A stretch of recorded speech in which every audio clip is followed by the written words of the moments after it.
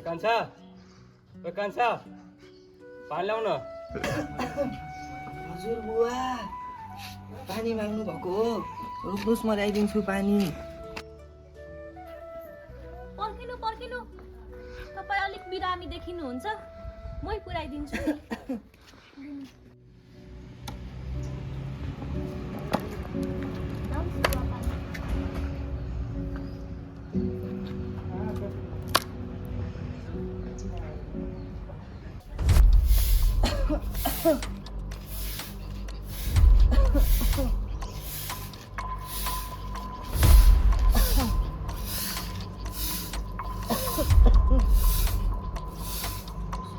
सुमी यहाँ हेर त। ला बुढा, के भयो हजुरलाई यस्तो? खुन देखिन्छ त। बुवा, यहाँ नाम त यहाँ के देखियो? हेर्नु न, रुमालमा त खुन पो देखिन्छ त। के भयो पाइलो बा? हेर्नु नानी, कान्छाको मुखबाट त रगत आएछ। ए कुरा त गम्भीर देखिन्छ त। ल छिटो हस्पिटल लगाउँ है त नजिकैको। ल जाउँ जाउँ। बोतलको पानीले आकाशन खैसानीले इज्जत पेट्रोलै सक्यो। फेरिका बेला मिलाउनु पर्ने हो कहीँ छ साथी, के गर्नु जिन्दगी। जाउँ छिटो जाउँ हस्पिटल। बुढा कहाँ दिने हेर न छोरालाई त बोक्दाखेरि रगतै आइरहेछ। रगत आयो? के गरेर रगत आयो यसरी? मलाई अस्तिदेखि लगातार के भएको छ होइन, अस्तिदेखि खोक्दाखेरि एकदम रगत आइरहेछ, त्यसैले हामीले हस्पिटल लानु खोजिरहेको छौँ होइन। एकदम हतारमा छौँ, एकदम गम्भीर हुनुहुन्छ। के भयो त्यस्तो तपाईँ? अस्तिसम्म त ठिकै त्यस्तो छ, हेरेर खाइयो त्यो त। के भयो? सानो कुरामा हस्पिटल जानु न कान्छ। ल उखाउ यो सन्च हुन्छ। के गर्नुभएको त्यस्तो तपाईँ? यहाँ मान्छे मर्नु र बाँच्ने अवस्थामा चाहिँ तपाईँ यस्तो कुरा गर्नुहुन्छ? हामी त हावा मान्छेको कुरा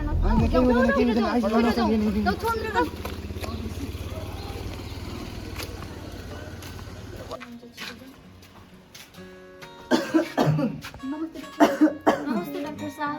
नमस्ते, आउनुहोस् न बस्नु। हजुर के कति समस्या ल्याउनु भयो?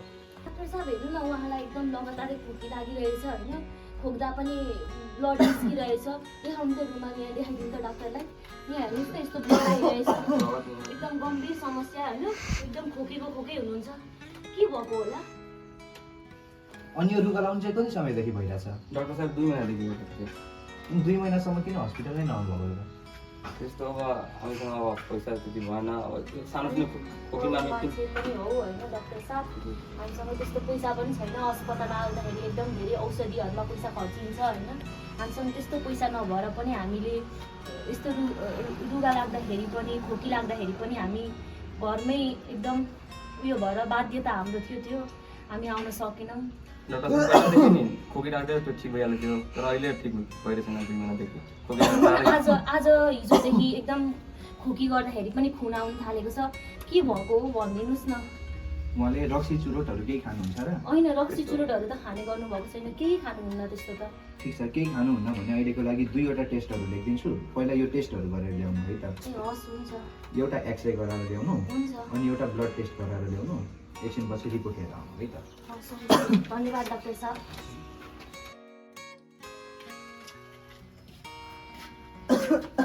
डाक्टर साहब, यो अघि तपाईँले दिनुभएको रिपोर्टको यो टेस्टको रिपोर्ट आएको छ, हेरिदिनुहोस् न कस्तो छ। नर्स जानु त उहाँको ब्लडको रिपोर्ट पनि लिएर आइहाल्नु त। लिनुहोस् सर।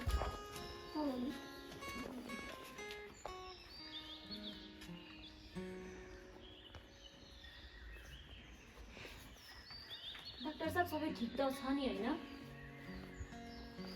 एकछिन तपाईँहरू 2जना बाहिर जान मिल्छ? मिल्छ। एकछिन हजुर मात्र बस्नु। बाहिर बस्छु।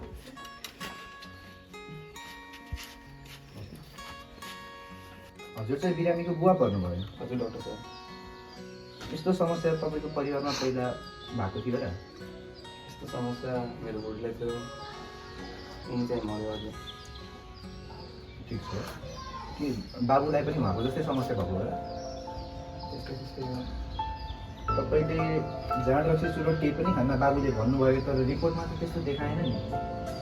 हालमा चाहिँ ग्राफिक्स गरेर मैले थाहा पाएको रिपोर्टमा त एकदमै नराम्रो आएको छ रिपोर्टहरू के छ डक्टर साहब त्यस्तो सायद हजुरको श्रीमतीलाई जस्तो समस्या थियो त्यस्तै समस्याले सायद बाबुलाई नि सताइरहेछ होला। त्यतिखेर तपाईँहरूले चेकअप गराउनु भएन होला, त्यही भएर सायद थाहा पाउनु भएन। बाबुलाई चाहिँ फोक्सोको क्यान्सर देखिएको छ। डक्टर साहब म गरिब मान्छे भए पनि जति पैसा लाग्छ मैले गर्नु, म आफ्नो खेत बेच्छु, काम गर्छु, दिनरात मेहनत गर्छु, म छोरालाई जसरी नि बचाइदिनु डक्टर साहब। हेर्नुहोस् अब पैसाले मात्र चाहिँ सबै कुरा हुँदैन है, हामी पनि भगवान्हरू होइनौँ। हामीले पनि आफूले जति सकिन्छ त्यति प्रयास मात्र गर्ने हो। अहिलेको लागि चाहिँ केही औषधिहरू लेखिदिएको छु, तर पुरै भर चाहिँ नपर्नु होला। केही समयलाई चाहिँ सान्तवना दिएला, तर पुरै भर चाहिँ नपर्नु होला। ईश्वरमाथि आस्था गर्नु है।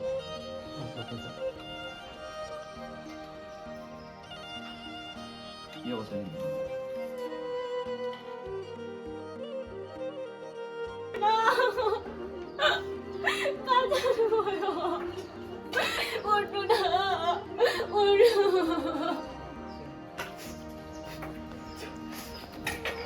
ल साइलोका जे हुनु थियो भइहाल्यो। अब रोएर केही हुँदैन। अब उसको आयु यहीँसम्म रहेछ।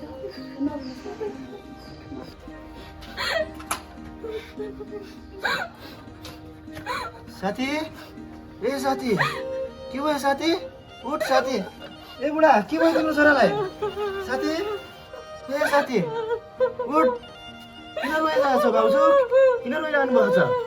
साथी, साथी।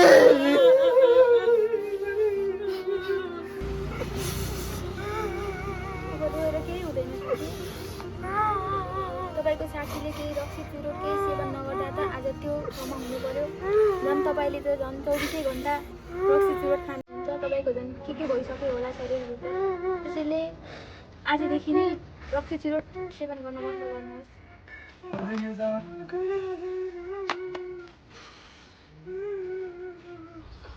देख्नुभयो त, यस्तै सानातिना नजानेता गल्तीहरूले गर्दा पनि कोही व्यक्तिको अकालमा ज्यान जान सक्छ।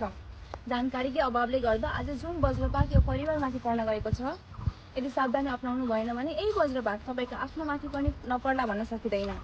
रोग लागिसकेपछि त्यसबाट अछुतो रहनु हाम्रो हातमा नभए पनि त्यो रोगलाई लाग्न नदिनु भने पक्कै पनि हाम्रो हातमा छ। क्यान्सर, जसलाई नेपालीमा अर्बुद रोग भन्ने गरिन्छ, आज यही रोग विश्वमा मृत्युको प्रमुख कारण बनेको छ। सामान्यतया क्यान्सर चाहिँ फोक्सो cancer, rectum cancer, prostate cancer, स्तन क्यान्सर र आन्द्राको क्यान्सर हुने गर्दछ। विश्वव्यापी रूपमा हेर्ने हो भने प्रायःजसो महिलाहरू स्तन क्यान्सरबाट प्रभावित छन् भने नेपालको सन्दर्भमा हेर्नुपर्दा चाहिँ महिलाहरूमा बढी पाठेघरको क्यान्सर भएको देखिन्छ र पुरुषको सन्दर्भमा हेर्नुपर्दा विश्वव्यापी रूपमा र नेपालको सन्दर्भमा दुईटैको अनुसार पुरुषहरूमा चाहिँ बढी फोक्सो क्यान्सर दर अलिक लगभग देखिन्छ। हामीले 2020को तथ्याङ्कलाई निहाल्ने हो भने करिब 10 मिलियन मान्छेहरू चाहिँ क्यान्सरबाटै मरेका छन्। क्यान्सर एउटा रोग हो जसमा शरीरका असामान्य कोशिकाहरू अनियन्त्रित तरिकाले वृद्धि हुने र विभाजन हुने गर्छन्।